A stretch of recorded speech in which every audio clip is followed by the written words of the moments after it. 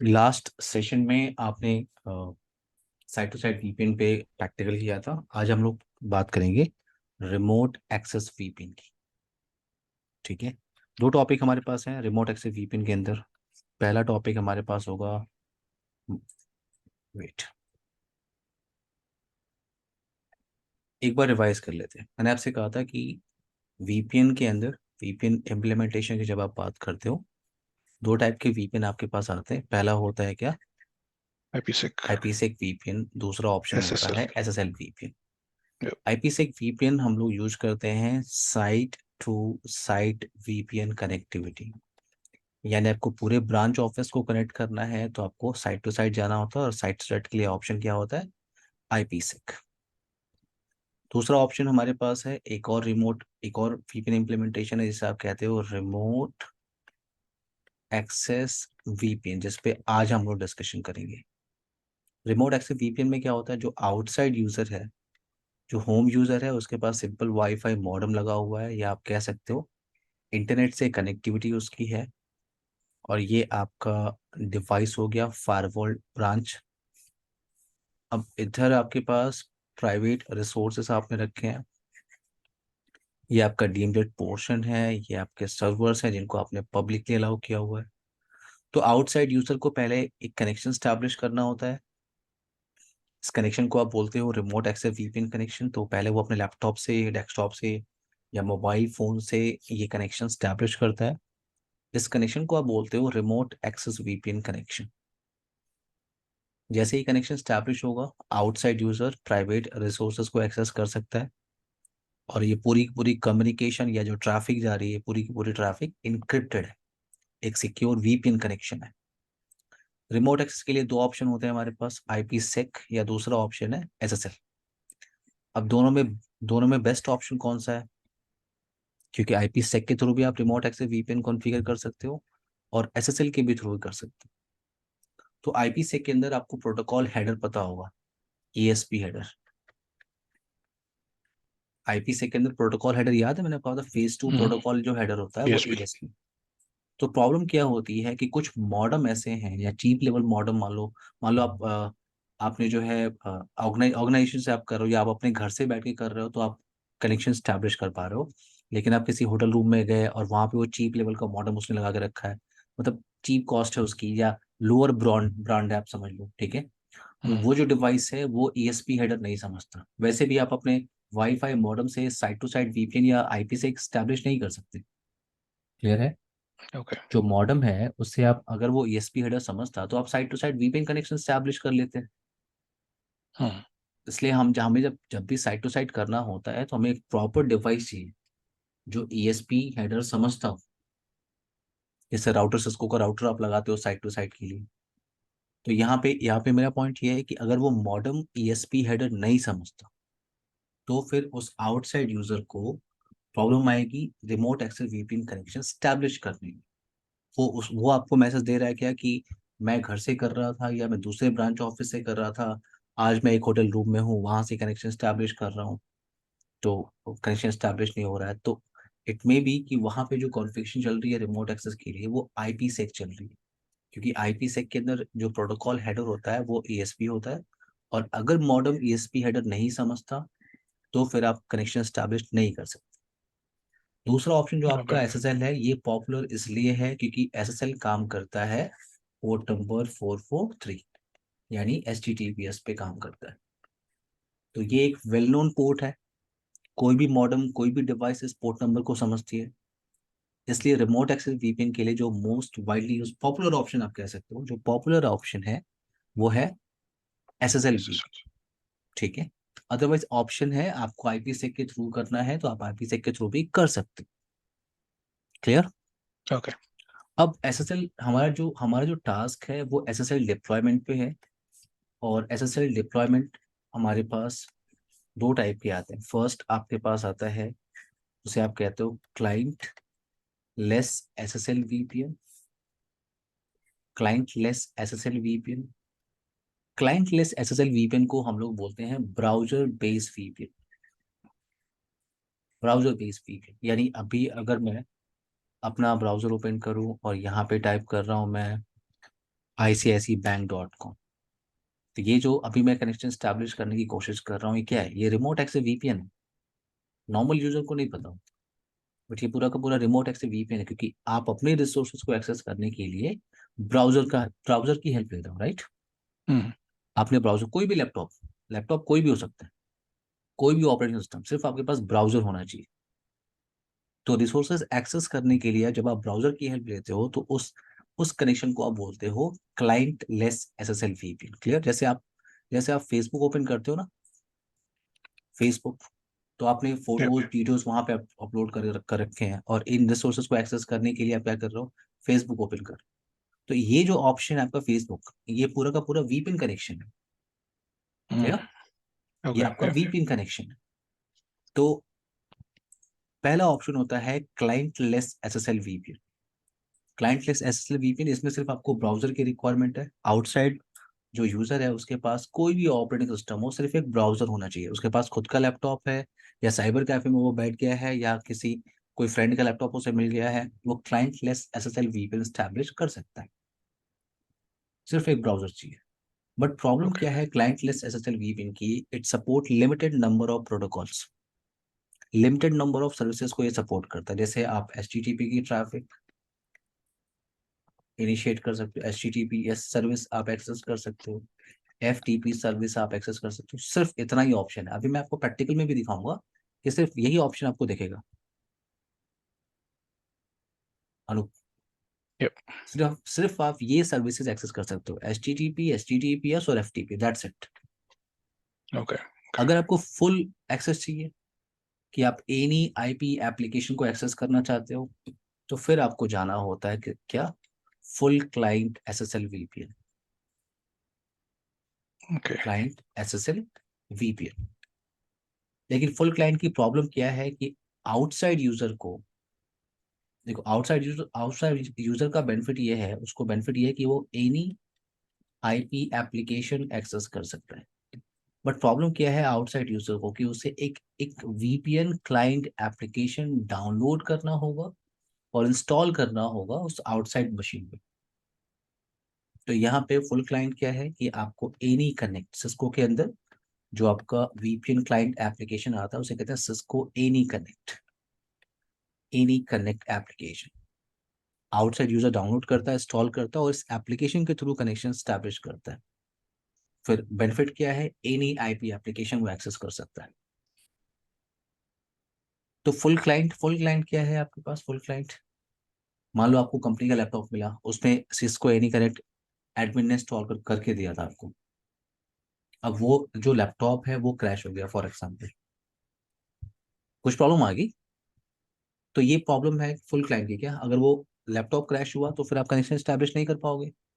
mm, या मान लो वो एप्लीकेशन ही क्रैश हो गया, कोई प्रॉब्लम आ गई, एप्लीकेशन क्रैश हो गई, और आपको कुछ फाइल अपलोड या डाउनलोड करनी है, तो आपको फ्रेंड का लैपटॉप मिल गया, बट वो मे बी आप अलाउड नहीं हो, आप कोई भी एप्लीकेशन इंस्टॉल नहीं कर सकते फॉर एग्जाम्पल।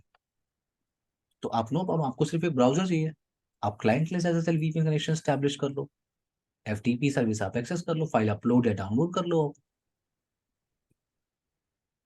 तो क्लाइंट mm, लेस की कुछ लिमिटेशन है तो कुछ फायदे भी हैं।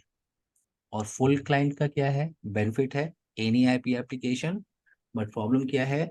सिस्को एनी कनेक्ट एप्लीकेशन आपके पास होना चाहिए। क्लियर अनु?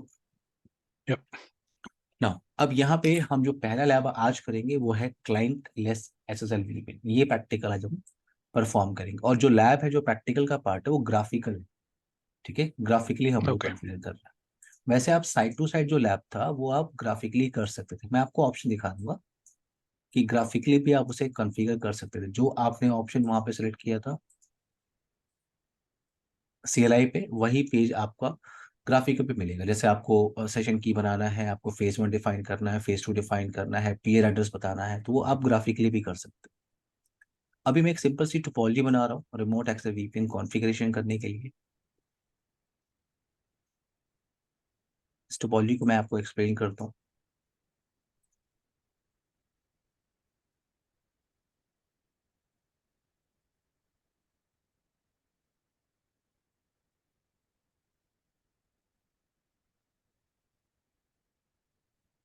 ओके, तो ये जो पोर्शन है आपका, ये पोर्शन आपका पब्लिक साइट पोर्शन है। Hello, Okay. आउटसाइड से यहाँ से मैं ट्रैफिक इनिशिएट करने वाला हूँ, रिमोट एक्सेस वीपीएन कनेक्शन। ये आपका पब्लिक फेसिंग इंटरफेस है। ये पोर्शन आपका मैनेजमेंट है कॉन्फ़िगरेशन करने के लिए। और 0/0 हम लोग यूज कर रहे हैं फॉर लैंड साइड नेटवर्क, या डीएमजेड आप मान लो उसको। तो पहले मैं बेसिक कॉन्फ़िगरेशन कर रहा हूँ, मतलब मेरे पास एक फाइबल डिवाइस है, लैन इंटरफेस कॉन्फ़िगर है, वैन इंटरफेस कॉन्फ़िगरेशन है, और डिफॉल्ट राउटिंग है टुवर्ड्स आईएसपी।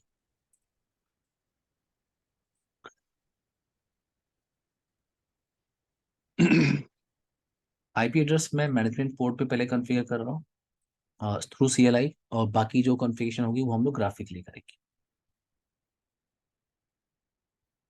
अनूप, हमारे पास 2 और 3 सेशंस है एएसए के अंदर, ठीक है।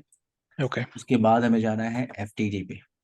तो एफटीडी के लिए थोड़ा सा जो क्लास का ड्यूरेशन है वो हमें एक्सटेंड करना पड़ेगा, या तो 90 मिनट का ही सेशन रखें, ठीक है।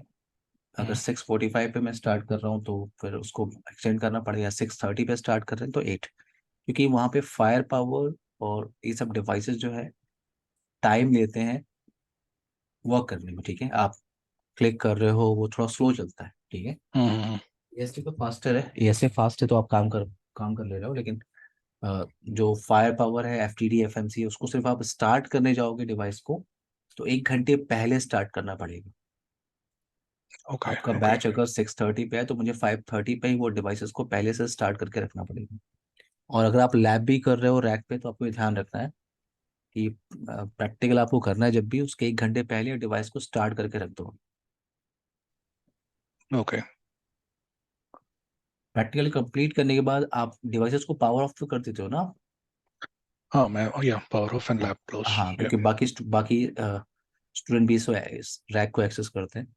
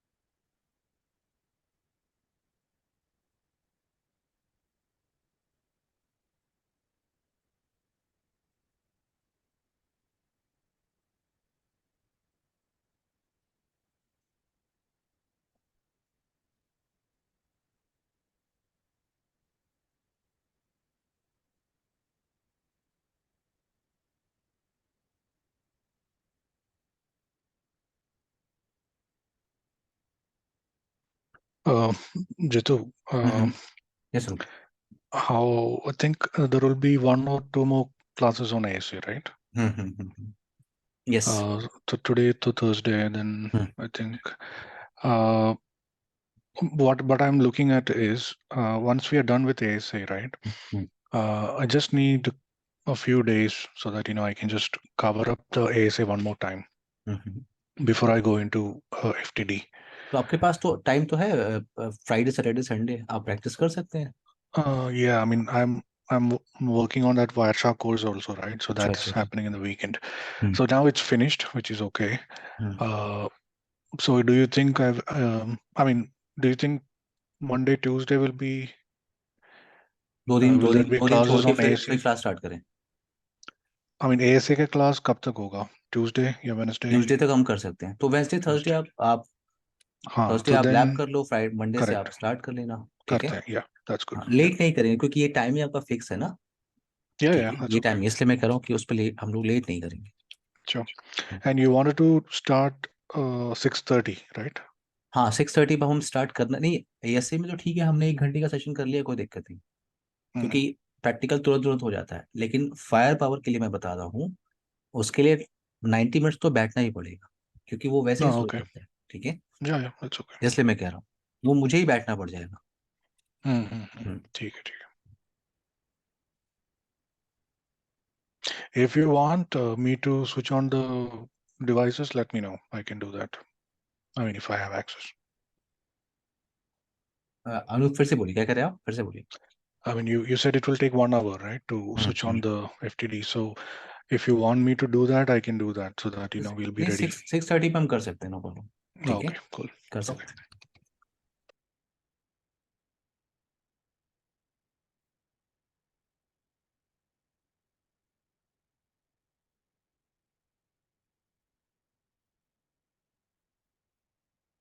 वेट, मुझे पहले ये चेक करना है कि सर्वर पे एनी कनेक्ट एप्लीकेशन है कि नहीं. वेट.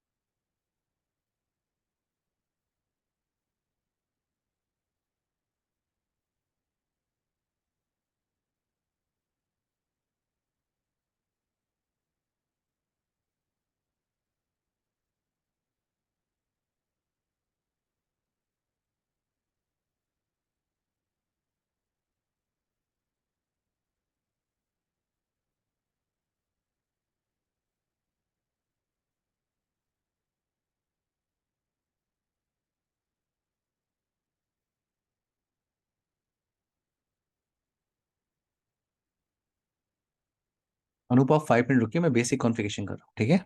Sure, sure.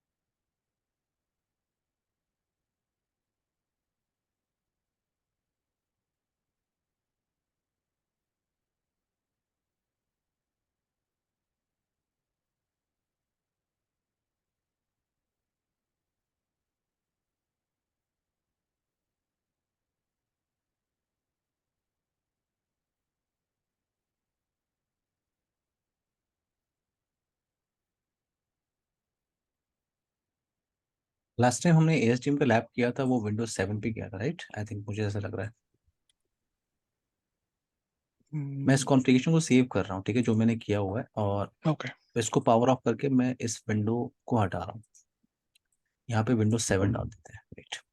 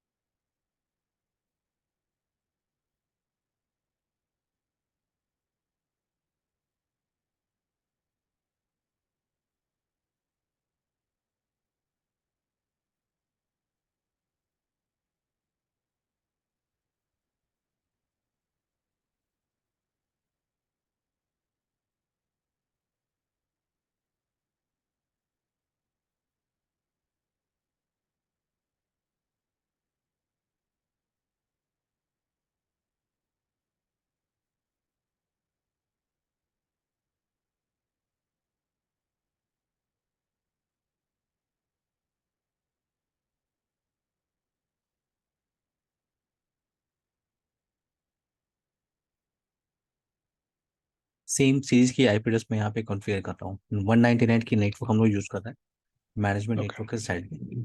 तो मैं इसको आईपी एड्रेस कॉन्फ़िगरेशन करने की कोशिश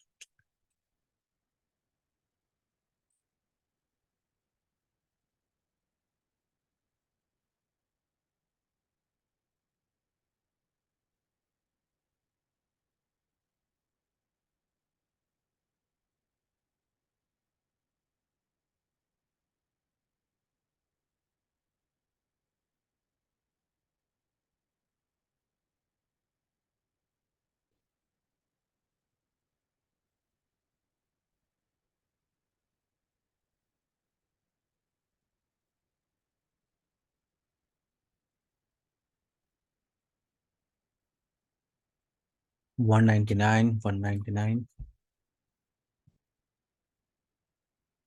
then mask.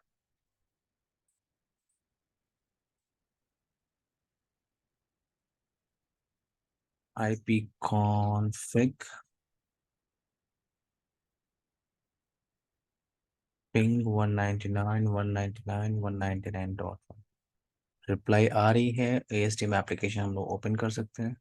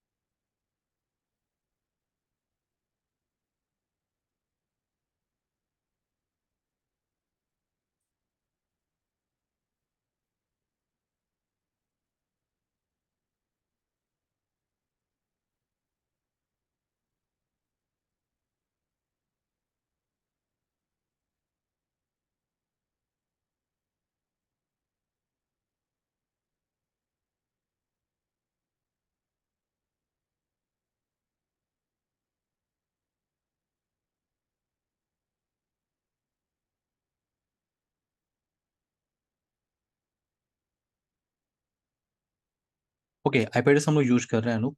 199.199.199.1। User name admin1 है। Password admin1। You can click on.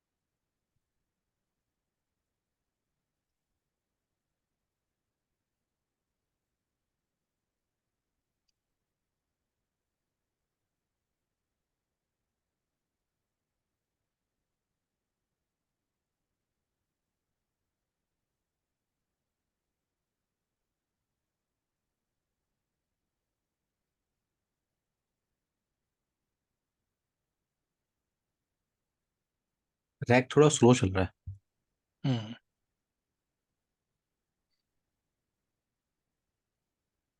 Uh, any particular reason why we are doing it in ASDM? Is it because it's more easy or? Graphical he page सही होता है VPN Okay. Configuration करने के लिए। अगर अभी मैं आपको दिखाऊंगा उसका रीजन क्या है, ठीक है। क्योंकि Okay. CLI पे आपको इतनी सारी कमांड टाइप करनी हो जाएगी और ग्राफिकल Okay. सिंपल है। सिस्को ASA का ड्रॉबैक ये था पहले कि वो सिर्फ CLI के थ्रू मैनेज करते थे आप। Hmm. ये सिस्को ASA का ड्रॉबैक था, इसलिए उन्होंने FMC FTD निकाल दिया। FMC FTD पे आप 98% जो कॉन्फ़िगरेशन है वो आप ग्राफिकली ही कर सकते हो। CLI का Okay. ऑप्शन आप यूज ही नहीं करते। आपको ट्रबल शूट भी करनी है, वो भी ग्राफिकल पेज पे अवेलेबल है, ऑप्शंस हैं। Okay.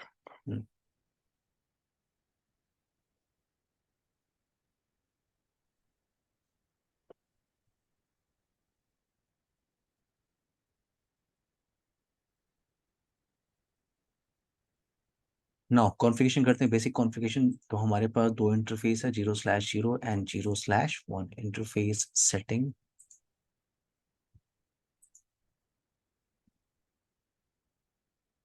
0/0 interface, LAN network. So interface name is inside, security level 100, no shutdown command, और टोपोलॉजी के हिसाब से हमें IP एड्रेस यूज करना है 200.200.1 with /24. Click on OK.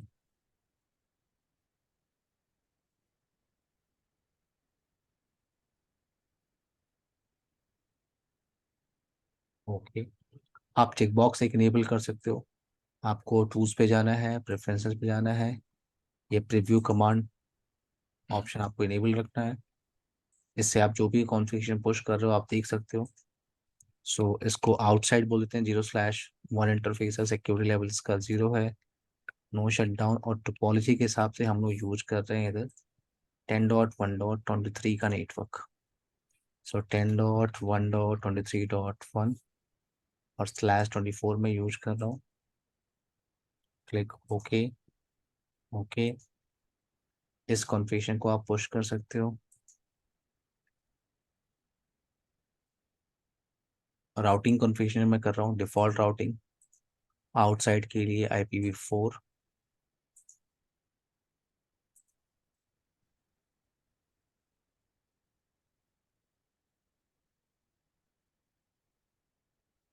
सो आपको किसी भी अननोन डेस्टिनेशन पे जाना हो, गेटवे आपका आउटसाइड है, ये आपका एनी IPv4 एड्रेस, गेटवे आपका है 10.1.23.10। Click on okay, click on apply. Basic configuration है अनूप, कोई प्रॉब्लम है? Yep, no problem. ना चलते हैं VPN कॉन्फ़िगरेशन पे। तो आप देखो यहाँ पे विजार्ड पे क्लिक करते हो आप। अब यहाँ से आप हाई अवेलेबिलिटी भी कॉन्फ़िगरेशन कर सकते थे, मैं आपको ऑप्शन दिखा रहा हूँ। अगर आप क्लिक करोगे तो हाई अवेलेबिलिटी आप यहाँ से कॉन्फ़िगर कर सकते हो। एक्टिव स्टैंड बाई का ऑप्शन है, VPN क्लस्टर। अगर आप VPN कॉन्फ़िगरेशन कर रहे हो, विजार्ड पे जाना है आपको, VPN wizard, site to site आपने कल किया था, बट मैं आपको ऑप्शन दिखा रहा हूँ। कुछ इस तरह की टोपोलॉजी आपको बनानी होगी बेसिक टेस्टिंग करने के लिए। नेक्स्ट किया तो आपसे क्या मांग रहा है वो, पीयर IP एड्रेस, देख रहे हो आप? Yeah. तो यहाँ पे आप साइट टू साइट इसके थ्रू भी एक बार ट्राई कर सकते हो ग्राफिकल पेज से। विजार्ड, VPN, हमारा टास्क एनी कनेक्ट है और क्लाइंट लेस SSL VPN, दो ऑप्शन आपको दिख रहे हैं। आज जो प्रैक्टिकल हम लोग परफॉर्म कर रहे हैं वो क्लाइंट लेस SSL VPN है, तो मैंने इस ऑप्शन को सेलेक्ट किया। तो अगर आपको प्रैक्टिकल करना भी है तो इस तरह की टोपोलॉजी आपको क्रिएट करनी होगी। ये आउटसाइड Okay. यूजर, तो हमारी टोपोलॉजी वैसे ही है, आउटसाइड यूजर है, राइट? Yeah. फावल डिवाइस है आपके पास, और ये आपका प्राइवेट नेटवर्क। तो कुछ ऐसी टेस्टिंग के लिए टोपोलॉजी आपके पास है। क्लिक ऑन नेक्स्ट किया आपने। यहाँ पे कनेक्शन प्रोफाइल नेम आपको देना होता है, तो मैंने यहाँ पे नेम दिया SSL मार्केटिंग VPN, सिर्फ एक नाम है। VPN आप Okay. किस इंटरफेस पे इनेबल कर रहे हो, तो आपका यहाँ पे आउटसाइड है। एक डिजिटल सर्टिफिकेट आपको चाहिए, तो देखो जैसे आप अभी थोड़ी देर पहले आपने फेसबुक ओपन किया था या ICICIbank.com ओपन किया था, तो ये जो आप ये एक्सेस कर रहे हो, आप एक्सेस इसलिए कर सकते हो क्योंकि आपके ब्राउजर के अंदर एक डिजिटल सर्टिफिकेट इंस्टॉल्ड है, राइट? जैसे फॉर एग्जांपल मैं ये वेबसाइट एक्सेस कर सकता हूँ क्योंकि मेरे पास एक ये इंटरेस्ट एक सर्टिफिकेट अथॉरिटी, वैसे मार्केट में बहुत सारी सर्टिफिकेट अथॉरिटी है, ठीक है ना, आपका वेरीसाइन है, ठीक है, और होस्टिंजर भी है, बहुत सारे सर्टिफिकेट अथॉरिटी हैं जो आपको थर्ड पार्टी सर्टिफिकेट देते हैं आपको, और ये एक्ट करते हैं as a certificate authority, CS server. तो आपके ब्राउजर में ये सर्टिफिकेट इंस्टॉल्ड है, इसलिए आप ये कनेक्शन स्टैब्लिश कर पा रहे हो, ठीक है। Right. और ये थर्ड पार्टी सर्टिफिकेट अथॉरिटी है। यहाँ पे टेस्टिंग करने के लिए क्या करना है आपको, आपने कोई भी डिजिटल सर्टिफिकेट आउटसाइड से नहीं लिया होगा, ठीक है, आउटसाइड से आपने आपने परचेज नहीं किया हुआ है। यहाँ पे आपको आपको प्रैक्टिकल करने के लिए सेल्फ साइन सर्टिफिकेट की रिक्वायरमेंट होती है।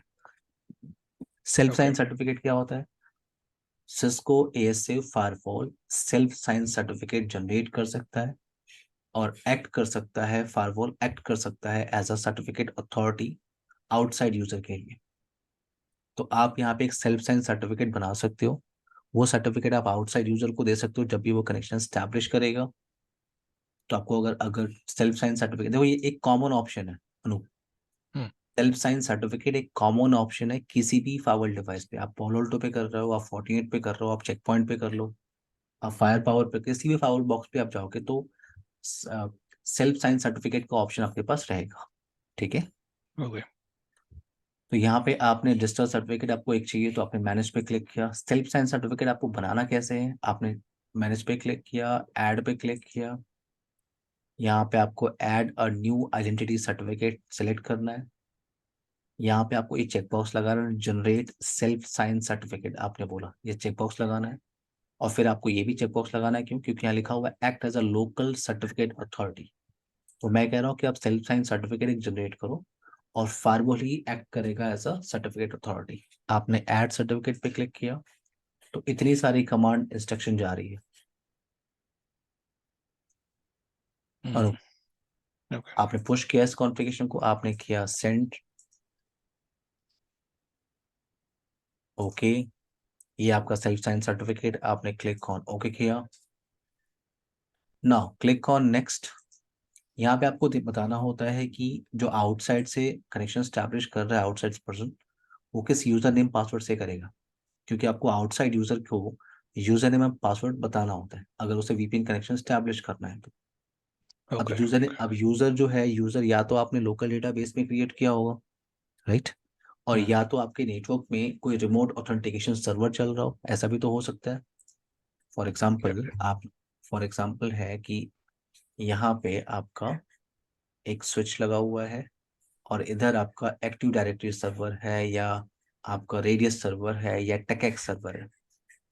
फायर पावर में मैं आपको एक लैब करके दिखाऊंगा, आइडेंटिटी पॉलिसी फायर पावर की, ओके। ठीक है। वहां पे मैं आपको सिस्को एफटीडी डिवाइस को, सिस्को एफएमसी को कैसे इंटीग्रेट करते हैं किसी रिमोट ऑथेंटिकेशन सर्वर के साथ, वहां मैं आपको ऑप्शन दिखाऊंगा, ठीक है ना। यहाँ ओके। पे हम जो प्रैक्टिकल करेंगे, हम लोकल डेटाबेस को यूज करके कर रहे हैं। यानी यूजर अकाउंट आप क्रिएट कर सकते हो, दो ऑप्शन है, या तो आप लोकल डेटाबेस में यूजर अकाउंट क्रिएट करो और उनको आप यूज कर लो। तो अगर आप स्मॉल ऑर्गेनाइजेशन में हो तो लोकल स्टोरेज को यूज करके यूजर अकाउंट क्रिएट कर सकते हो और उनको आप अपनी कॉन्फ़िगरेशन में यूज कर सकते हो। या आप अगर आप किसी डोमेन इन्वायरमेंट में काम कर रहे हो, abc.com xyz.com, ओके, कोई ऑर्गेनाइजेशन में आप काम कर रहे हो, वहां पे डोमेन का इन्वायरमेंट है, तो फिर वहां पे यूजर ज्यादा होंगे, ठीक, यप। 100 यूजर्स, 500 यूजर्स, तो जो यूजर अकाउंट होंगे वो एक सेंट्रलाइज डिवाइस पे बना होगा। हो सकता है उस इन्वायरमेंट में आपके पास एक्टिव डायरेक्टरी लगा हो, या एलडैप लगा हो, या रिमोट रेडियस सर्वर लगा हो, या टेकेक्स सर्वर लगा हो। तो रेडियस कैसे कॉन्फ़िगर होता है, टेकेक्स कैसे कॉन्फ़िगर होता है, एलडैप कैसे कॉन्फ़िगरेशन होता है, माइक्रोसॉफ्ट एक्टिव डायरेक्टरी कैसे कॉन्फ़िगरेशन होती है, ये आपका पार्ट नहीं है, ठीक है। ओके। इसको कॉन्फ़िगरेशन करने के लिए सेपरेट एडमिन होते हैं। लेकिन एज अ फाइवल एडमिनिस्ट्रेटर आपको क्या करना है, आपको अपने फाइवल डिवाइस को इंटीग्रेट करना है विथ रिमोट ऑथेंटिकेशन सर्वर। तो अगर आपकी फाइवल से उस रिमोट सर्वर तक की कनेक्टिविटी है तो आपको एंट्री क्रिएट करनी है, ठीक है। For okay. एग्जाम्पल मैं आपको एक एंट्री बताता हूँ, जैसे फॉर एग्जाम्पल ये आपका रेडियस सर्वर है, ओके। रेडियस सर्वर यहाँ पे जो रेडियस सर्वर एडमिनिस्ट्रेटर था उसने ढेर सारे यूजर अकाउंट बना दिए, ठीक है। अब आपको इस फाइवल डिवाइस को इंटीग्रेट करना है इस रेडियस सर्वर के साथ। तो अगर आपको रेडियस की थोड़ी सी भी नॉलेज होगी, आप अभी क्लास के बाद गूगल करेंगे तो आप देखेंगे कि रेडियस जब हम कॉन्फ़िगरेशन करते हैं तो रेडियस ये जो डिवाइस है ये एक्ट करता है एज अ रेडियस सर्वर, ठीक है। और जितने भी बाकी डिवाइसेस हैं, जैसे आपका फायरवॉल, आपका स्विच, आपका राउटर, उनको आप बोलते हो रेडियस क्लाइंट, ठीक है, ओके। Radius client. तो रेडियस सर्वर एडमिनिस्ट्रेटर क्या करता है, जितने भी रेडियस क्लाइंट है उनकी एंट्री करता है। तो ये ओके। फायरवॉल की एंट्री जो है रेडियस सर्वर पे होगी। तो पहले radius server admin connectivity verify करेगा, फिर उस फायरवॉल की एंट्री करेगा। फायरवॉल की एंट्री करने के लिए फायरवॉल का आईपी एड्रेस पता होना चाहिए, ओके। और नेम, मान लो फॉर एग्जांपल ये फायरवॉल 1 है तो नेम आपने डिसाइड कर लिया, इस एडमिन ने नेम डिसाइड किया, आईपी एड्रेस टाइप किया, और एक सीक्रेट की वो डिफाइन करता है, ठीक है। ओके। सीक्रेट की कुछ भी हो सकती है, एक नाम ले लो आप, ठीक है, सीसीएन ले लो आप, सीसीएनपी ले लो, वो सिर्फ एक की है। तो सीक्रेट की चाहिए। अब वो सीक्रेट की रिक्वायरमेंट कहाँ है, क्या कहाँ पे है।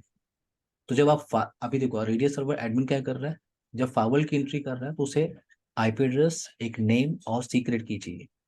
जब फायरवॉल एडमिन फायरवॉल एडमिन अगर रेडियस सर्वर की एंट्री कर रहा होगा तो उसको वो सेम सीक्रेट की चाहिए। क्लियर है मेरी बात? Yeah. यानी सीक्रेट की रिक्वायर्ड होता है अगर आपको रिलेशन बनाना हो in between firewall and radius server. तो यहाँ पे मैं आपको ये ऑप्शन इसलिए बता रहा हूँ कि अगर आप मान लो आपको लगता है कि रेडियस सर्वर है, आपको एंट्री करनी, तो यहाँ पे देखो ऑप्शन है authentication using triple A server group या ऑथेंटिकेशन यूजिंग, क्या लिखा है यहाँ पे, Local user, local database. तो अगर अगर आपके पास रिमोट ऑथेंटिकेशन सर्वर है, जो कि मैं आपको फायर पावर के अंदर मैं आपको शो करूंगा कैसे आइडेंटिटी पॉलिसी बनाते हैं, यहाँ पे मैं लोकल डेटाबेस को यूज करके प्रैक्टिकल परफॉर्म करूंगा। बट अगर आपको लगता है एंट्री क्रिएट करनी है तो आपको यहाँ पे न्यू पे जाना है और यहाँ पे आप सर्वर डिसाइड कर सकते हो, रेडियस सर्वर है, टेकेक्स है, या आपका एलडैप। तो अगर मेरे पास रेडियस सर्वर है तो आपने सेलेक्ट किया, यहाँ पे नेम डिसाइड किया, आपने बोला SRV11, कुछ भी नाम आप ले सकते हो, और फिर आपको डिफाइन करना होता है सर्वर की आईपी एड्रेस। सो सर्वर की आईपी एड्रेस फॉर एग्जांपल है 199.199.155, और यहाँ पे देखो आपसे किसकी डिमांड कर रहा है वो, सीक्रेट की। क्लियर है अनूप? Yeah, it's clear. तो मैं एंट्री क्रिएट नहीं कर रहा हूँ, मैं आपको बता रहा हूँ कि आप ऐसे एंट्री क्रिएट कर सकते हो। हम जो प्रैक्टिकली के लिए कर रहे हैं लोकल डेटाबेस को यूज कर रहे हैं, तो लोकल डेटाबेस में आपने एक यूजर अकाउंट बनाया हुआ है एडमिन1। Okay. Click on next, group policy कुछ भी आप नाम दे सकते हो, GR1। Click on next, click on next, click on okay, और यहाँ आपने फिनिश किया, डन कॉन्फ़िगरेशन। और ये सारी कॉन्फ़िगरेशन आप भेज रहे हो फायरवॉल डिवाइस पे। तो ग्राफिकल पेज सिंपल इसलिए होता है क्योंकि सिर्फ आपको click click click click next और फिनिश करना है। Right. उसके हिसाब से वो कमांड इंस्ट्रक्शन बना देगा और फायरवॉल को पुश करेगा। तो VPN आपने कॉन्फ़िगर किया हुआ है, अब इसको वेरीफाई कैसे करोगे आप? आउटसाइड पे आप आ जाओ, आउटसाइड मशीन, और उस पर हम लोग सेम सीरीज की पहले तो आईपी एड्रेस कॉन्फ़िगरेशन कर लेते हैं। वेट, मैं आईपी एड्रेस वेरीफाई कर लेता हूँ। CMD IP config ncpa.cpl local area connection properties IP address, मैं यहाँ पे कॉन्फ़िगर कर रहा हूँ जो आउटसाइड में मैं यूज कर रहा हूँ 10.1.23.10। अनूप आप 1 मिनट रुकना, ठीक है? Yeah. मेरा नेक्स्ट बैच है तो बस मैं फायरवॉल को स्टार्ट पे लगा देता हूँ। Okay.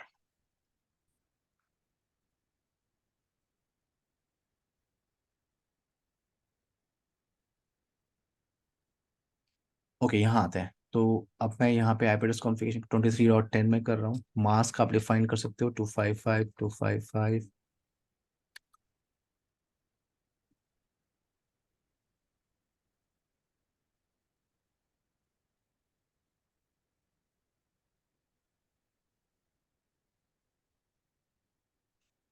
Ten dot one dot 23.1, ये पब्लिक फेसिंग इंटरफेस का आईपी एड्रेस है। थोड़ा सा स्क्रीन में इसका चेंज करता हूँ, वेट।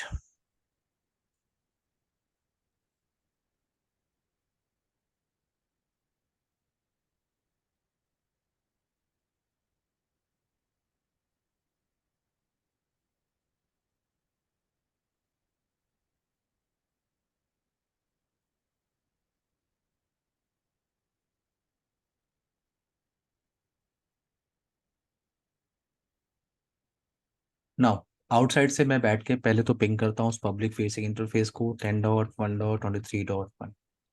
मुझे रिप्लाई आ रही है अनु? Yep. यहाँ से बैठ के मैंने पब्लिक फेसिंग इंटरफेस पिंग किया, तो अगर अगर कनेक्टिविटी है तो मैं ब्राउजर ओपन कर रहा हूँ, कोई भी ब्राउजर ओपन कर रहा हूँ, और मुझे मुझे पब्लिक फेसिंग इंटरफेस की आईपी एड्रेस मुझे मिली है, तो जो मुझे यूआरएल मिला हुआ है वो मैं टाइप कर रहा हूँ यहाँ पे ब्राउजर के अंदर। तो मैंने यहाँ पे टाइप किया https:/10.1.12.1।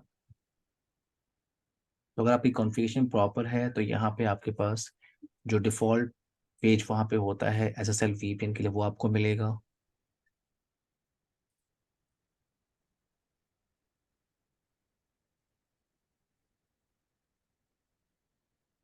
click on advanced, click on proceed.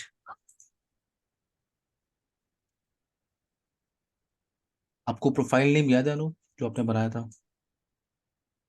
Profile name, हम्म, ठीक है। पहले तो हम यहाँ पे लॉगिन करते हैं। ये देखो आपका SSL VPN सर्विस, ठीक है। और मैं लॉगिन कर रहा हूँ। यहाँ पे मेरे नेम क्या है यूजर का, याद है आपको? admin1। admin, yeah, पासवर्ड है admin1। अब आप क्लिक ऑन लॉगिन कर लो। अगर ऑथेंटिकेट हो गया, देखो आप SSL VPN सर्विस के अंदर आप आ गए। अब यहाँ पे आप देखो, क्लिक कर रहे हो आप, तो कौन कौन सी सर्विस आप एक्सेस कर सकते हो? HTTP, HTTP, HTTPS और FTP, सिर्फ ये सर्विसेज आप एक्सेस कर सकते हो।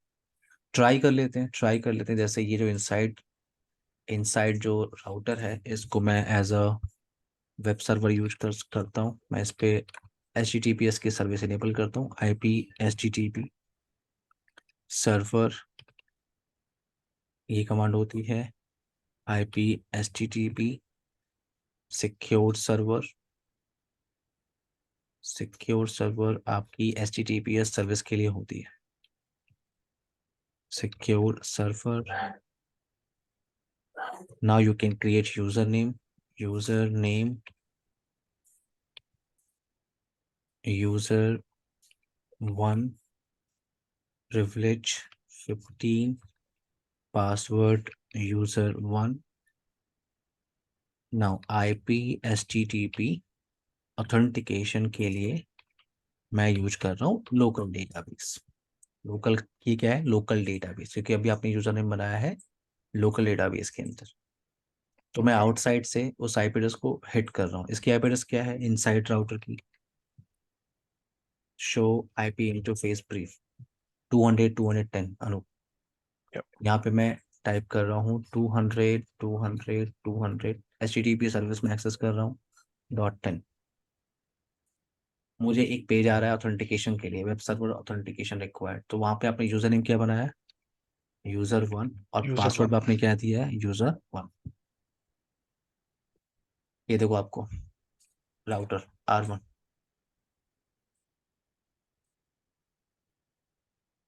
देख रहे हो आप इसका hmm, ग्राफिकल पेज कुछ ऐसा दिख रहा है। ये आपका remote access VPN configuration, but ये क्लाइंट लेस है। क्लियर है मेरी बात? yeah, आप कौन कौन से सर्विस एक्सेस कर सकते हो? आप एक्सेस HTTP, कर सकते हो HTTPS, HTTP, HTTPS FTP, और FTP। अनु क्लियर है? yeah, फुल क्लाइंट हम लोग स्टार्ट करेंगे मंडे को, ठीक है। okay, okay, कोई क्वेश्चन होगा अगर आपको, तो आप मंडे डिस्कशन कर सकते हैं। Okay, okay, cool, bye Anoop, take care. okay, bye.